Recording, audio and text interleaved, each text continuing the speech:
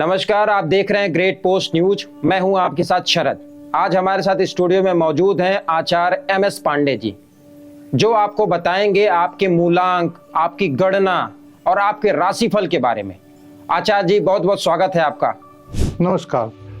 नव वर्ष 2024 में सभी दर्शकों का हार्दिक अभिनंदन। आज हम राशिफल की श्रृंखला में 10वें नंबर की राशि मकर राशि, जिसका स्वामी शनि है, की विवेचना करेंगे। जिन जातकों का चंद्रमा 10 नंबर राशि में है या जिनका लग्न 10 नंबर है मकर राशि, यह राशिफल उनके लिए है। इस राशिफल की विवेचना शुरू करने से पहले हम आपको इसके बारे में मानसागरी में एक श्लोक लिखा हुआ है, उसके बारे में थोड़ी सी चर्चा करेंगे। कुले नष्टो वस स्त्रीणाम पंडित परिवादकः गीतज्ञो ललित ग्राहो पुत्राढ़्यो मातृवत्सल धनी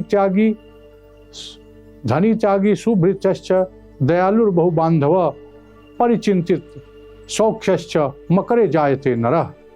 इसके बारे में मानसागरी कहती है कि इस राशि में जन्म लेने वाला व्यक्ति अपने कुल में हीन, नष्ट, स्त्रियों के वशीभूत, विद्वान, पर निंदक, संगीतज्ञ, सुंदर स्त्रियों का प्रिय पात्र, पुत्रों से युक्त, माता का प्रिय, धनी त्यागी, अच्छे नौकरों वाला, दयालु, बहुत भाइयों वाला तथा अच्छे परिवार वाला, सुख साधन के लिए चिंतित रहने वाला होता है और सभी संसाधनों से युक्त होता है।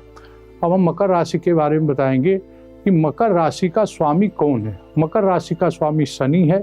राशि नामाक्षर जो है वह ख भ है और राशि नक्षत्र के चरण का नामाक्षर का पहला अक्षर है भो, जा, जी, खी, खू, खे, खो, गा, गी,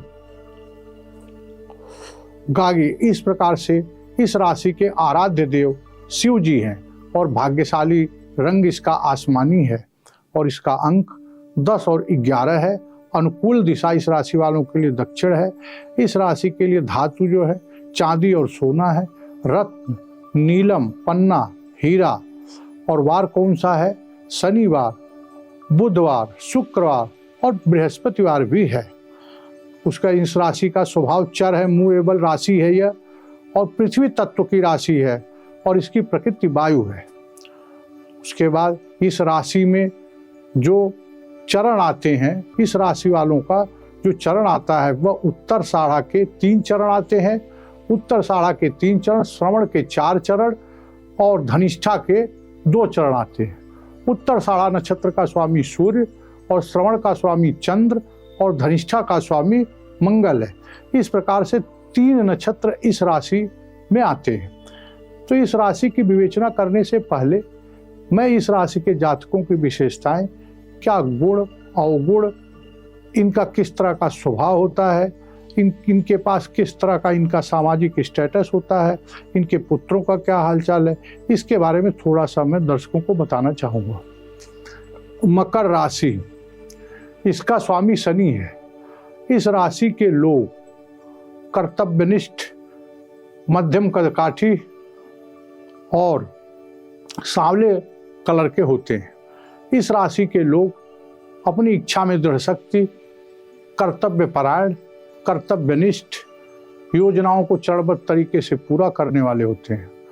इस राशि वालों की विशेषता यह होती है कि किसी भी योजनाओं को छोटे छोटे चरण में बांट देते हैं। एकाएक वो किसी बृहत योजना पे, इनका क्या होता है, विजन जो होता है किसी योजना को करने का वो बड़ा होता है, लेकिन उसको काम करने का तरीका उसे छोटे छोटे चरणों में विभाजित करके ये काम करते हैं। छोटे छोटे काम लोगों को बांट देंगे, फिर उसको सुनियोजित तरीके से यह काम करते हैं। तो एक अच्छे जो है योजनाकार होते हैं, एक अच्छे योजनाकार होते हैं। योजनाओं को पूरा करना इनकी विशेषता होती है। सबसे बड़ी बात यह होती है कि ये छोटी छोटी योजनाएं तो बनाते हैं, लेकिन इनका उद्देश्य किसी बड़ी योजना के लिए काम करना होता है। दूसरी बात, जहाँ तक परिवार की बात है, कुटुंब की बात है, उसमें यह सबके छोटी से छोटी, बड़ी से बड़ी समस्याओं के प्रति समर्पित होते हैं। छोटी छोटी समस्या परिवार में, कुटुंब में आ जाएगी, उस पर इनका पूरा ध्यान होता है, उसको अपने स्तर से पूरा हल करने की कोशिश करते हैं। चाचा, ताऊ, पिता, माता सबके लिए यह जो है अपना समय देते हैं और काम करते हैं। बट इनके बारे में थोड़ा सा एक ये निगेटिव है कि जब कभी भी इन्हें किसी मदद की ज़रूरत पड़ती है तो इनके परिवार में, कुटुंब में कोई इनके साथ खड़ा नहीं होता है। इनको मदद करने वाले तत्काल अगर इनको किसी चीज़ की ज़रूरत पड़ जाए, किसी के मदद की ज़रूरत पड़ जाए तो नहीं, लेकिन हाँ कोई इमरजेंसी पोजीशन आ जाए, अचानक से किसी चीज़ की मदद की ज़रूरत हो तो इनके साथ बहुत लोग खड़े होते हैं, क्योंकि ये सामान्यतया जो काम करते हैं उस काम में ये दूसरे लोगों की बड़ी हेल्प करते हुए पाए गए हैं। और जो योजनाएं अपनी बांटते हैं, जिस पर ये ध्यान देते हैं, वह इनका निगेटिव पॉइंट, नकारात्मक पक्ष ये है कि ये दूसरों के लिए ज़्यादा समय देते हैं। अपनी योजनाएं सुनियोजित तरीके से बनाएंगे, उसको पूरा करने के लिए प्रयास करेंगे, बट बीच बीच में या अपने साथी, कोई मित्र उसके कामों में लग जाते हैं, तो इनकी योजनाएं डिले होती हैं, देरी होता है। इनकी खुद की योजनाएं डिले होती है, लेकिन दूसरे के कामों में ये लग जाएंगे जो है। यह इनकी सबसे बड़ा नकारात्मक पहलू है। और पराक्रमी होते हैं, दृढ़ निश्चयी होते हैं और अंतर्मुखी होते हैं। ये अपनी कुछ ऐसी योजनाएं बनाकर रखते हैं जिसको सोचते हैं कि जब ये पूरा हो जाए तब लोगों को बताएंगे। पूरा होने से पहले उसका यह किसी के सामने प्रकटीकरण नहीं करते हैं। तीसरी बात जो होती है कि यह प्रयास करते हैं दूसरे के लिए, उसमें इनकी योजनाएं डिले होती जाती है। तो यह एक प्रकार से इनकी कमी मानी गई है कि अपने काम पे न ध्यान दे करके दूसरों के कामों पर ज़्यादा ध्यान देना। और अपने काम, जहाँ तक अपने काम की बात आती है, वह इसलिए डिले होता है, इसलिए देरी होती है कि ये और ईगोइस्टिक बहुत होते हैं। इन्हें अपने आत्मसम्मान की बड़ी चिंता रहती है। कोई इनके कामों के बीच में अगर कोई ईगो दिखाया तो उससे डबल ईगो दिखाते हैं, भले इनका काम रुक जाए। लेकिन जहाँ तक दूसरे की बात है, उनके कामों में दूसरे का ईगो भी बर्दाश्त कर लेंगे, दूसरे के सामने झुक जाएंगे, लेकिन उसको पूरा करने के लिए ये पूरे मन से, कर्म से लगे रहते हैं। तो इसका कारण यह कि एक पुण्य काम करते हैं, इनका संचित पुण्य होता है, जो इन्हें विपरीत परिस्थितियों में काम आता है। जो घर का सुख, शांति और मकान, जो इनके अपने गृह शांति है, घर है अपना, जहाँ पर इनका मकान है, वाहन है, कपड़ा है, सारे सुख सुविधाओं की चीज़ें हैं, ये धीरे धीरे करके सब इकट्ठा कर लेते हैं। इनके पास कपड़ों का भंडार होता है, या ढेर सारे कपड़े अलमारी में रखे रहेंगे। इनके पास चलने के लिए गाड़ियाँ होंगी, लेकिन खुद उसका सुख उठाने में ये लापरवाह होते हैं। कोई भी गाड़ी लेके चले जाएंगे, कोई भी कपड़ा पहन के चले जाएंगे, लेकिन ये नहीं है कि अपने सुख के लिए इकट्ठा सब चीज़ किए रहेंगे। अच्छे मोबाइल, अच्छे कपड़े, अच्छे सुख सुविधा के साधन, सब कुछ होगा इनके पास, लेकिन उसको जब भोग करने की बात आएगी तो थोड़े लापरवाह होते हैं। उसको दिखावा करना इन्हें पसंद नहीं है। या चीज़ें सारी होती हैं इनके सामने, लेकिन उसको दिखाना नहीं चाहते। अब रही बात पुत्र के बारे में, पुत्र का अपने विशेष ध्यान रखते हैं, लेकिन इनके संतान जनरली सिंह राशि वाले या वृश्चिक राशि वाले होते हैं। तो संतान के बारे में ये है कि संतान सोचते हैं कि पिताजी कुछ ज़्यादा दबाव डाल रहे हैं हमारे ऊपर, कुछ दबाव सा महसूस करते हैं। तो कुछ दिन के बाद वो थोड़ा सा जो है चिड़चिड़े हो जाते हैं। तो इसलिए इनको चाहिए कि संतान के ऊपर विशेष ध्यान दें और उनके ऊपर ज़्यादा दबाव देने की कोशिश न करें। या पढ़े लिखे, शिक्षित, उच्च शिक्षा और साथ साथ में यह जो है कि प्रोफेशनल होते हैं। प्रोफेशनल मिलेंगे इस राशि वाले लोग, या नौकरी करते हुए मिलेंगे। प्रोफेशनल में जैसे चार्टर्ड अकाउंटेंट, वकील, सलाहकार, इस टाइप के काम ये करते हैं। और तीसरी बात कि जैसे जहाँ तक प्रतियोगिता, कंपटीशन करने की बात है, शत्रु बनाने की बात है, वहाँ पर इनके शत्रु बहुत कम होते हैं, क्योंकि किसी योजनाओं पर बहुत बड़े लेवल पे काम स्टार्ट नहीं करते हैं, छोटे छोटे लेवल से काम स्टार्ट करते हैं। तो इसलिए इनके शत्रु पक्ष कम होते हैं। छोटे छोटे लोगों में काम बांटना, छोटे छोटे लोगों के बीच में काम का मॉनिटरिंग करना, और ये सारे काम करने की वजह से इनके शत्रु कम होते हैं। अपना काम ये खुद करते हैं धीरे धीरे, और छोटे छोटे से करके ये बड़ा काम कर लेते हैं। तो दूसरी सबसे बड़ी ये चीज़ है, कंपटीशन भी इन्हें बहुत ज़्यादा नहीं करना होता। ये अपने ही लोगों के बीच में, अपने ही नेटवर्क के लोगों के बीच में मस्त रहते हैं।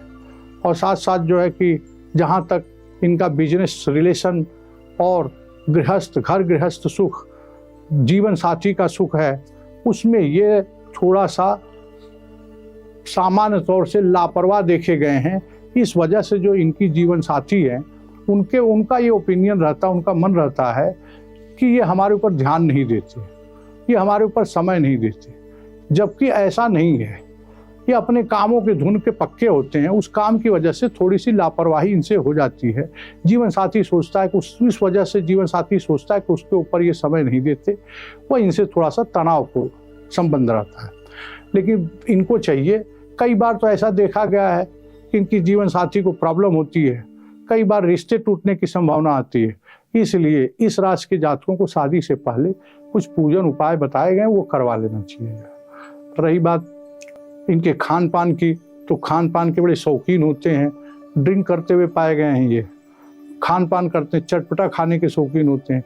इस वजह से इन्हें बीमारी सेंसिटिव है, इन्हें हल्की फुल्की पेट की, लीवर की बीमारी हो सकती है। वैसे तो ये स्वस्थ होते हैं, लेकिन कुछ बीमारी ऐसी होती है जिसकी वजह से इन्हें दिक्कत होती है। ये खान पान पे थोड़ा कंट्रोल करें, योग प्राणायाम करें, तो इस अपने स्वास्थ्य को अच्छा रख सकते हैं। स्वास्थ्य के मामले में ये भाग्यवान होंगे, बशर्ते कि कुछ छोटी मोटी बीमारियां पेट से संबंधित, यह सब इन्हें देखी गई है। शुगर की बीमारी, पेट से संबंधित बीमारी, यह सब बीमारी देखी गई है, लेकिन ये अच्छा योग प्राणायाम करके इसको कंट्रोल कर सकते हैं। जो भाग्य की बात है, जहाँ तक भाग्य की बात है, ये बड़े भाग्यशाली राशि है। बट लापरवाही क्या है इस राशि वालों की कि अपनी अपॉर्चुनिटी को अपने पक्ष में इनकैश करने में सफल नहीं रहते। भाग्यवान तो होते हैं ये, लेकिन दूसरों की तरफ समर्पित होने की वजह से, दूसरों के काम में मन लगाने से इनका ध्यान अपनी तरफ कम रहता है। इसलिए ये अपने कामों में तो इनका डिले हो जाएगा, और दूसरा कोई इनको काम दे तो उसको ये समय पर पूरा करने में सक्षम होते हैं। उसके लिए चाहे जो भी करना पड़े, चाहे जो, यही कारण है कि कोई इमरजेंसी और विपरीत परिस्थितियों में दूसरे लोग कोई न कोई इनके साथ हमेशा खड़ा रहता है। अब जहाँ तक कर्म की बात है, कर्म के क्षेत्र में ये हमने पहले बताया कि ये कई काम करते हैं। ये छोटे छोटे काम करेंगे, छोटे छोटे करके बड़ी बचत, छोटे छोटे प्लाट खरीदेंगे, प्लाट खरीद करके कोई बड़ा प्लाट बना लेंगे। एकाएक बड़ा प्लाट नहीं बनाने का उद्देश्य होता, छोटा छोटा काम करके, और कई सोर्स से काम करते हैं। जनरली इस राशि वाले व्यक्तियों को देखा गया है कि ये छोटे बड़े मिला के कई काम को एक साथ करते हैं। तो इस वजह से इनकी बड़ी बचत तैयार हो जाती है, इनकम इनके कई सोर्स से होते हैं। और रही बात यात्रा करने की, तो ये दूर की यात्रा करने के बड़े शौकीन होते हैं। तेज यात्रा, विदेश यात्रा, और अगर विदेश चले जाएं तो वहाँ पर भी अपना ग्रुप तैयार कर लेते हैं। विदेश में भी अच्छा काम कर लेते हैं। ये विदेश में काम करके इनकम कमाने की इच्छा हो तो ये जो है कि विदेश में खूब बढ़िया काम कर लेंगे, खूब बढ़िया वहाँ से संबंध बना देंगे। इस राशि के लोगों को देखा गया है कि जनरली वो इलेक्ट्रिकल काम भी करते हुए पाए गए। इलेक्ट्रिकल काम करते हैं तो उनका 2 शनि एक्टिव हो जाता है, तो इसमें इनको काफ़ी सफलता मिलती है। इलेक्ट्रिकल काम करने के शौकीन होते हैं, सब प्रकार के काम करने के शौकीन होते हैं। तो एक प्रकार से विदेश यात्रा, कर्म क्षेत्र, कुटुंब, परिवार, सबके लिए पूरी तरीके से समर्पित देखे गए हैं, और सारी योजनाओं को सुव्यवस्थित तरीके से काम करते हैं। कुछ योजनाएं अपने अंदर लिए रहते हैं जिसको सोचते हैं कि होने के बाद करें।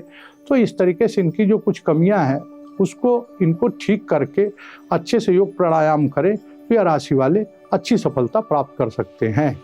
अब मैं इस राशि वालों की विवेचना करूंगा जो 2024 का राशिफल है। मैंने पहले ही आप श्रोतागण दर्शकों को बताया हूं कि जो राशिफल के रूप में कई दर्शकों का ये कमेंट आता है कि ये राशि तो मेरे ऊपर लागू नहीं होती, राशिफल बताते कुछ है, होता कुछ है, होता ही नहीं। तो मैंने पहले ही बताया है कि राशिफल, वार्षिक राशिफल में सभी ग्रहों का परिणाम एक साथ कवर करना मुश्किल है, और सब पर वो परिणाम लागू ये भी सही नहीं है, क्योंकि हर जातक की पैदाइश का नक्षत्र अलग है, हर जातक का चरण अलग है, हर जातक की मेन कुंडली में ग्रहों की प्लेसमेंट अलग है, और राशि कुंडली में ग्रहों की प्लेसमेंट अलग है। इसलिए मैंने कहा है कि जिन जातकों की मकर राशि हो वो मकर राशि तो देखें ही, प्लस मकर लग्न वाले भी इस चीज़ को ध्यान दें तब उनका जो है कि परिणाम अपने लग्न पर भी लागू करके देखें, तब उनको इसका परिणाम कुछ हद तक सही मिलेगा। और ये जो परिणाम राशिफल का होता है ये 40 से 45% तक एक्यूरेसी मिलेगी। 100% एक्यूरेसी अगर दर्शक चाहते हैं कि राशिफल में मिले तो वो संभव नहीं है। अब हमने आपको बता दिया, अब मैं इसकी डिटेल में इसकी विवेचना करूंगा।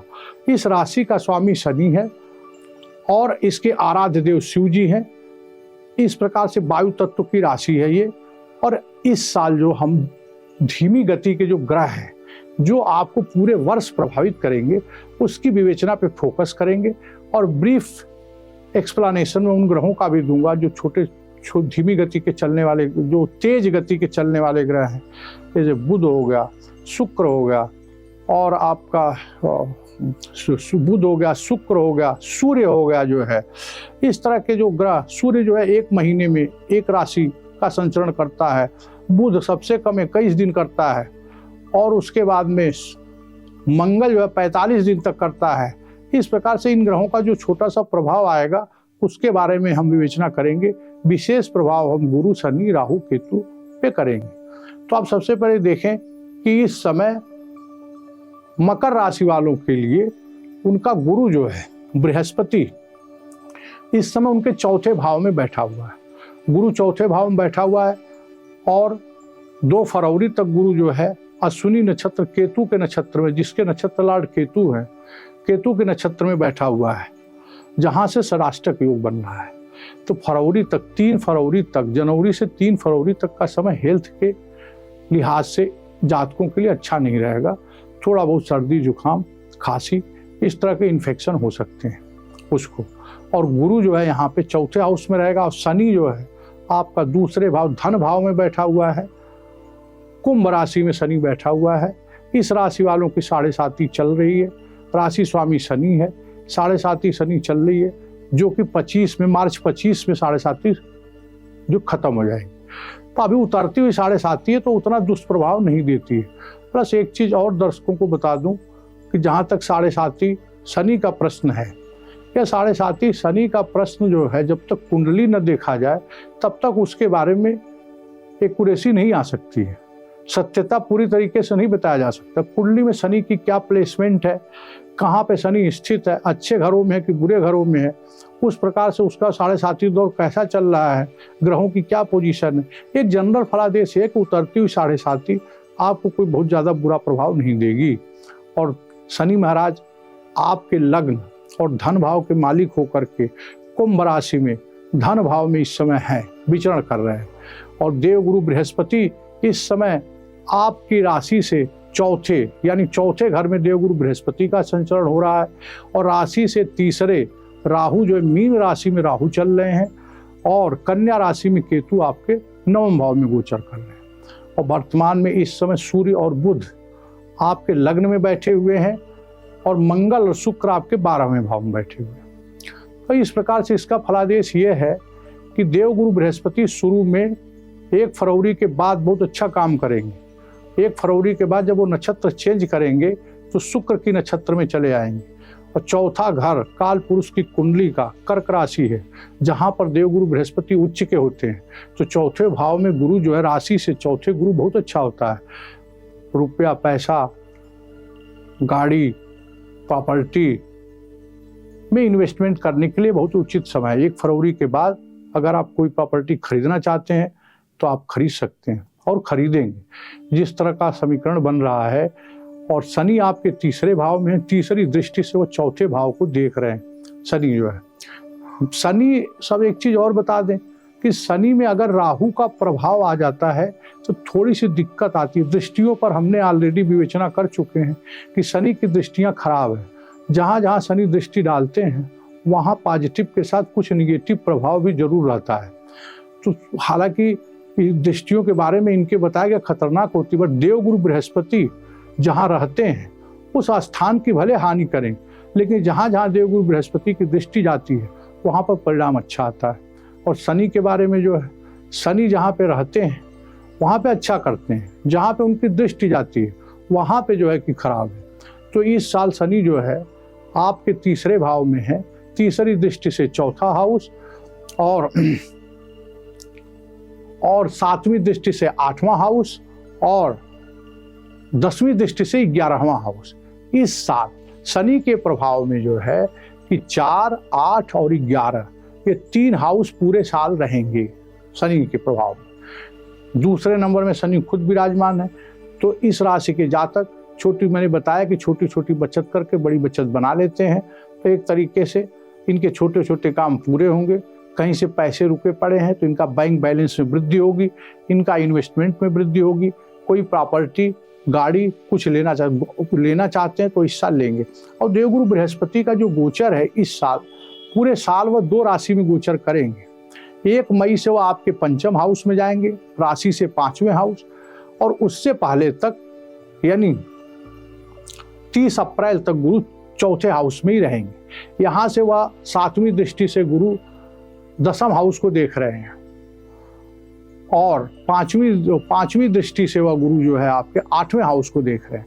तो अष्टम हाउस से संबंधित कोई दिक्कत है तो उसका समाधान निकलेगा।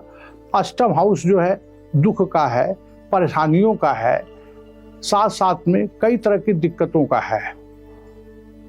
शनि की भी वहां पे दृष्टि, अष्टम हाउस में गुरु की भी दृष्टि है, तो रिजल्ट बहुत निगेटिव नहीं होगा, पॉजिटिव ही होगा। अष्टम हाउस आपका जो है कि ट्रांसफॉर्मेशन का है, कोई नया काम करना चाहते हैं इस साल तो आपका काम स्टार्ट होगा। अष्टम हाउस है एक काम बंद करके दूसरा काम शुरू करने का है। उस हाउस पर चूंकि शनि और गुरु दोनों की कंबाइन दृष्टि पड़ रही है, इसलिए वह काम आपका होगा। और 11वें भाव को शनि देख रहे हैं, तो इस साल आपके लाभ के भी काम खुलेंगे। तो ये शुरू के जो 4 महीने, उसमें 1 महीना हेल्थ के लिए दिक्कत है, और बाकी जो 3 महीने का समय है आपका वो अच्छा जाएगा। गुरु कुछ समय तक अस्त रहेंगे, उस पीरियड को आपको नोट करना जरूरी है, क्योंकि जब गुरु वृषभ राशि में जाएंगे, 1 मई से गुरु वृषभ राशि में जाएंगे, उस समय वो 7 मई से लेकर के 6 जून तक 1 महीने के पीरियड में गुरु अस्त रहेंगे। इस पीरियड को नोट डाउन कर ले, क्योंकि इस समय कोई भी शुभ कार्य, कोई भी फंक्शन, शुभ कार्य वर्जित है, तो इसको आप जरा सा ध्यान में रखें। अब गुरु जब 1 मई से जाएंगे 5म हाउस में, तो यहाँ से वो 5वीं दृष्टि से आपके भाग्य को देखेंगे और लाभ को देखेंगे, और साथ साथ आपके खुद लग्न को देखेंगे। तो 9वीं दृष्टि, 9वां हाउस आपका भाग्य का हाउस, लाभ का हाउस, आपके खुद के हाउस को देखेंगे, तो 1 मई से आपकी स्थिति थोड़ी सी ठीक होगी। और शनि की जो दृष्टि है, वह शनि की दृष्टि हमने आपको बताया कि 4, 8वां, 11वां तीनों हाउस से पड़ रही है। तो शनि की जो दृष्टि है वो थोड़ी सी खतरनाक होती है। उसके बाद अब ये बताती है कि आपको अगर भाग्य का अच्छा फल लेना, चूंकि भाग्य पे गुरु की सीधे नजर है मई के बाद, 1 मई से जब गुरु यहाँ पे आएंगे तो यहाँ पर लाभ पे भी गुरु की नजर है। तो जब वृषभ राशि में गुरु का गोचर होगा, तो उस समय गुरु आपके भाग्य को देखेंगे, लाभ को देखेंगे, और शनि महाराज की भी दृष्टि वहीं 11वें स्थान पे पड़ रही है। तो लाभ के संबंध में कोई काम आपका रुका हुआ है तो होगा, कोई नया काम करना चाहते हैं तो वो होगा, नया इन्वेस्टमेंट करते हैं तो प्रॉफिटेबल होगा, वो आप प्रॉफिट अर्जित करेंगे। यह साल आप अनुभव करेंगे बीतने के बाद मिड ऑफ द ईयर कि आपको थोड़ी बहुत परेशानियों को निकाल दीजिए तो बड़ा ही सुंदर समय आपके लिए है। इस समय में आप देखेंगे कि आप कोई व्यापार में विस्तार करना चाहते हैं तो व्यापार में विस्तार होगा। कोई आप पिछला व्यापार कर रहे हैं जिसमें लॉस में फंसे हुए हैं, वह भी आपका प्रॉफिटेबल होगा। बुध जो आपका शुरू में बकरी चल रहा था, वह इस समय प्रोग्रेसिव मोशन में बुध भी आ चुके हैं। तो इस प्रकार से आपके सारे रुके पड़े काम जो है वह बनेंगे। जिस चीज़ की आप प्रतिक्रिया, 9वां हाउस भाग्य का हाउस है, कोई विदेश यात्रा जाने का प्रोग्राम कर रहे हैं आप, तो अप्रैल तक, 30 अप्रैल के पहले कोई विदेश यात्रा जाने का भी योग बनता है, क्योंकि 12वें हाउस पे देवगुरु बृहस्पति की दृष्टि है। 12वें हाउस का काल पुरुष कुंडली का मीन राशि पड़ती है, जिसका नेचुरल कारक गुरु है, तो बाहर विदेश यात्रा का योग है। कोई बड़ा काम, खर्च का स्थान है, तो सार्थक खर्च होगा। खर्च होने के साथ साथ उसका सार्थक इन्वेस्टमेंट होगा। शुरुआत में 3-4 महीने के दौरान आपका एक ऐसा ब्लूप्रिंट बनेगा जो पूरे साल आप अच्छे ढंग से काम करेंगे। तो इस प्रकार से गुरु का लास्ट 3 महीना जो है वो गुरु रिट्रोगेट रहेंगे, बकरी रहेंगे। उस पीरियड में थोड़ा आपकी योजनाएं रुकेगी, थोड़े काम में परेशानियां आएंगी। तो बकरी के बारे में जिस समय बकरी है गुरु कोई भी ग्रह अगर आपका बकरी है कुंडली में, तो आपको सिर्फ एक बात ध्यान रखना है कि उस भाव से संबंधित, जैसे गुरु पंचम भाव में रह करके मकर राशि वालों के लिए 5वें भाव में रह करके बकरी हो रहे हैं, तो उस समय थोड़ा अपने ईगो को हटाना है। बकरी का मतलब है, इस बार एक लाइन में बता देना चाहता हूं दर्शकों को कि जातक जो है उस भाव से संबंधित अपने को ओवर कॉन्फिडेंस में रहता है। तो प्लेनेट का ईगो होता है, एक उसका ईगो होता है, वो प्लेनेट से आगे अपने ईगो को रखता है, तो प्लेनेट उसे उस भाव पे ट्रैप कर लेते हैं और उसे निगेटिव परिणाम आता है। तो इस तरीके से गुरु जहाँ पे रहता है वहाँ से 5वें भाव पे, जिस भाव में गुरु बकरी है वहाँ से 5वें भाव को नकारात्मक रूप से प्रभाव डालता है। तो आप अपने ईगो का त्याग करके, कोई कुछ बोलता भी है तो उसको बातचीत से उस समस्या को हल करें। अपना अनावश्यक का ईगो मत पालें, अपने विनम्र रहें, उस काम को ठीक से करें, आलस न करें किसी काम को करने में उस दौरान।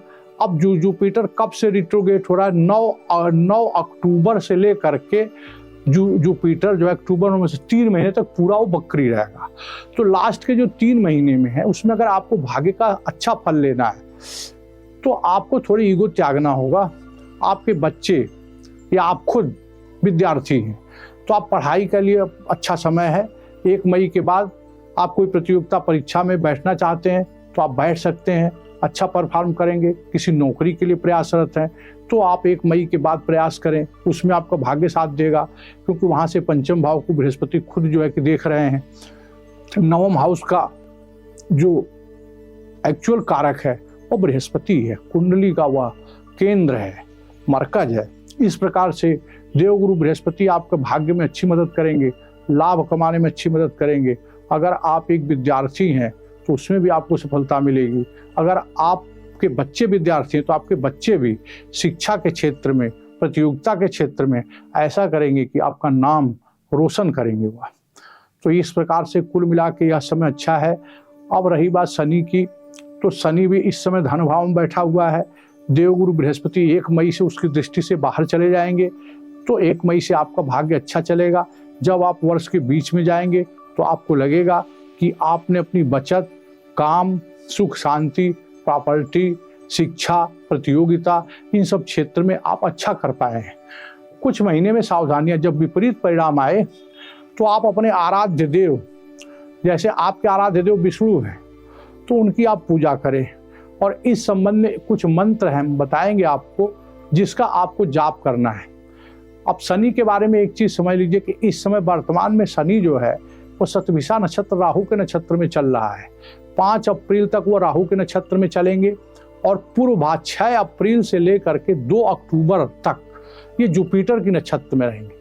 तो अप्रैल से लेकर के अक्टूबर तक बृहस्पति के नक्षत्र में जब शनि जाएंगे तो और अच्छा काम करेंगे। फिर आपकी जो रुकी योजनाएं पूरी होंगी, जो लाभ के अवसर आपके रुके पड़े, जो योजनाएं काफी डिले हो रही थी वो थोड़ा सा ठीक होगी, क्योंकि शनि जब भी राहु के नक्षत्र में आए या राहु के साथ में आए या शनि के ऊपर राहु केतु का प्रभाव पड़े तो शनि अच्छे तरीके से फल नहीं देता है, वो अच्छे बुरे दोनों फल देता है। एक अज्ञात भय देता है।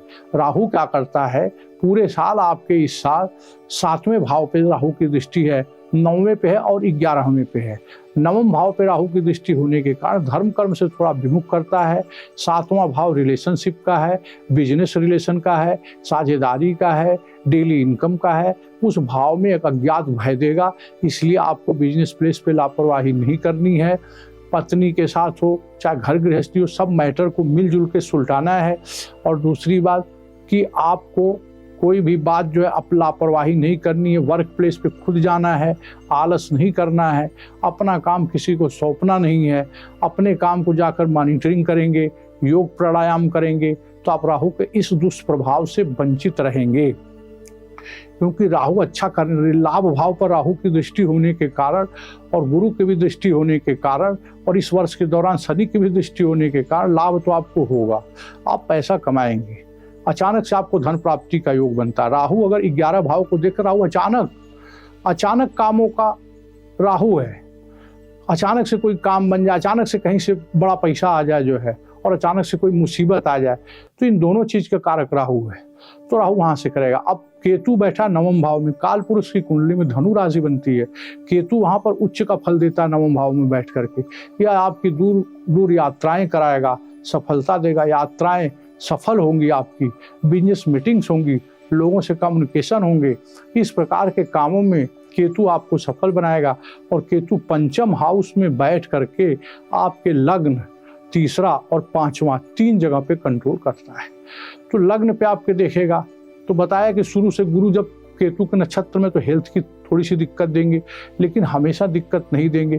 केतु थोड़ी सी असुविधा आपके लग्न भाव पर देखने के कारण होगी खुद के लिए। बाकी तीसरे भाव में केतु की नीच दृष्टि रहती है तो थोड़ी सी यात्राएं कराएगा फालतू की, कमर, कंधा, पैर, इन सब जगहों पे हल्के फुल्के दर्द की शिकायत रह सकती है। इस टाइप के कोई स्वास्थ्य से रिलेटेड प्रॉब्लम हो तो आप उसका चेकअप कराएं रूटीन। 5वें स्थान पर भी केतु प्रभाव में है, तो पंचम स्थान पे केतु प्रभाव है, गुरु का भी प्रभाव है, इसलिए वहां पर अच्छा फल देगा। हायर स्टडी के लिए आपके बच्चे जाना चाहते हैं तो जा सकते हैं, अच्छा कर सकते हैं। इस प्रकार से राहु जो है, अब सबसे बड़ी राहु जिस घर में होता है उस घर के मालिक जैसा फल देता है। राहु इस समय गुरु के घर में 3rd भाव में है, उच्च का फल देगा। तो राहु जो है आपसे पराक्रम कराएगा, मेहनत कराएगा, अचानक धन प्राप्ति करवाएगा। इस प्रकार से राहु आपको अच्छा फल देगा, उच्च का फल देगा। राहु केतु आपकी कुंडली में कुछ बातों को छोड़ करके बहुत अच्छा काम भी कराएंगे। और इसके लिए जो मंत्र है, अगर विपरीत फल आए तो इसके लिए मंत्र का ओम ह्रीं क्लीं श्रीं, और दूसरा बीज मंत्र है ओम श्रीं उपेंद्राय अच्युताय नमः। इन बीज मंत्रों का जाप करते रहें, साथ साथ विष्णु की भी आराधना करें आप। अब रही बात राहु केतु गुरु शनि के बाद मार्स का जो ट्रांजिट है इस साल आपका, वह आपके लग्न में 5 फरवरी से लेकर के 14 मार्च तक का जो मंगल का गोचर है वह आपके लग्न में मकर में रहेगा। तो मकर में गोचर रहने से मार्स का शनि आपके 2य भाव में मौजूद है और उच्च का गोचर है, तो लग्न में रहने से यह कुछ अच्छा करवाएंगे। 7वें भाव पर नजर रखने से 7वें भाव पे मंगल की दृष्टि पड़ रही है, 4थे भाव पे भी पड़ रही है, 8वें भाव पर भी पड़ रही है। तो इस प्रकार से फरवरी से लेकर मार्च के बीच में मंगल भी आपको प्रॉपर्टी लेने का संयोग बना रहे हैं। सुख प्रॉपर्टी, गाड़ी, ये सब बशर्ते कि आप अपने पर अंकुश लगाएं, हेल्थ से संबंध में सावधान रहें। तो मंगल का गोचर भी आपके, क्योंकि जैसे ही ये मकर राशि में मंगल आएंगे तो रोचक नामक पंच महापुरुष मंगल बनाएंगे। रोचक नामक पंच महापुरुष चूंकि योग कारक मंगल हैं, एक योग बना रहे हैं, तो मंगल का गोचर आपका मकर राशि में अच्छा होगा। अब क्या है, 15 मार्च से लेकर के 22 अप्रैल तक मंगल आपके कुंभ राशि में गोचर करेंगे। वहां पर थोड़ी सी दिक्कत पैदा करेंगे क्योंकि शनि वहां से पहले से मौजूद है। शनि मंगल झगड़े का कारक है, शनि मंगल छोटी मोटी सर्जरी का कारक है। तो 15 मार्च से 22 अप्रैल के बीच में थोड़ा सा कुटुंब में, परिवार में वाद विवाद दे सकते हैं, किसी बात पे मतभेद हो सकता है, क्योंकि 2nd हाउस आपके परिवार का है। भाई बंधुओं से मतभेद हो सकता है, चाचा से, भाई बंधुओं से, सबसे मतभेद हो सकता है। इन बात का ध्यान रखें कि आप अपने गुस्से पे काबू रखें और सब मैटर को बातचीत करके सलटाएं जो है। तो मंगल यहाँ पर जो है कि थोड़ा सा खराब फल देगा क्योंकि शनि वहाँ पर ऑलरेडी मौजूद है। और मंगल यहाँ से 5वें स्थान को देखेगा, 5वें स्थान पर भी प्रभावित करेगा। थोड़ा बहुत शिक्षा के क्षेत्र में आपको परेशानी आएगी। और 8वां हाउस, अचानक से कोई घटना ऐसी घट जाए जो अनफेवरेबल हो, बिजनेस में कोई नुकसान हो सकता है, आपका कोई शारीरिक परेशानी हो सकती है। 8वें हाउस पर भी यहाँ से नजर है उसकी। तो जो कुंभ राशि में मंगल का गोचर है वह थोड़ा सा आपके फेवर में नहीं है, लेकिन जब मंगल का गोचर आपके 5वें हाउस में हो रहा है 12 जुलाई से लेकर के 22 अगस्त तक के पीरियड में, 5म हाउस में बहुत अच्छा रहेगा। Share, mutual fund investment, share सट्टा में लाभ होगा आपका। शिक्षा के क्षेत्र में आपके बच्चों में मदद करेगा, हायर स्टडी की ओर ले जाएगा मंगल जो है। तो इस प्रकार से 12 जुलाई से लेकर 25 अगस्त तक का समय मंगल के लिए अच्छा रहेगा। अब आता है वेनस की बात। शुक्र हर राशि में 26 दिन तक रहता है। तो शुक्र की राशि अपनी जो है, आपकी जो चंद्र राशि है उससे 10वें भाव में तुला राशि पड़ती है। वहाँ पर शुक्र जो है वह 1 सितंबर से लेकर के शुक्र जो है 12 सितंबर से लेकर के लगभग 12 अक्टूबर तक आपके तुला राशि में 10वें भाव में शुक्र गोचर करेंगे। तो इस पीरियड में लेकर के इस पीरियड में आपका 1 सितंबर से 12 अक्टूबर का समय जो है यह आपके लिए अच्छा रहेगा। शुक्र अच्छा करेंगे। तुला राशि 10 नंबर की राशि है, वहां पर शुक्र जब गोचर करेंगे तो मालव्य नामक योग बनाएंगे। तो 10वें भाव में भी आप इस पीरियड में कोई अच्छा काम कर सकते हैं। चलते हुए बिजनेस पे एक्सपेंशन करना चाहते हैं तो वो करने का चांस मिलेगा आपको। कोई नया बिजनेस करने की बात सोच रहे हैं तो वो आप करेंगे जो है। इस प्रकार से 11वें भाव में शुक्र जो है वह 13 अक्टूबर से लेकर के 6 नवंबर तक वह 11वें भाव में रहेगा। तो शुक्र का 11वें भाव में गोचर आपको लाभ प्रदान करेगा। और पंचम हाउस शुक्र का अच्छा नहीं होता, उस पीरियड में थोड़ी दिक्कत होगी। 19 मई से 11 जून उस समय स्त्री के हेल्थ में थोड़ी बहुत परेशानी हो सकती है, उनका स्पेशल केयर करें।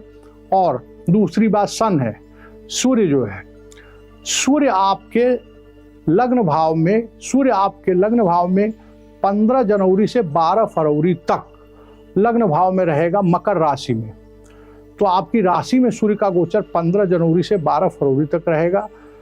वहां से वह 7वीं दृष्टि से देखेगा। थोड़ा सा इस पीरियड में आप सचेत रहें।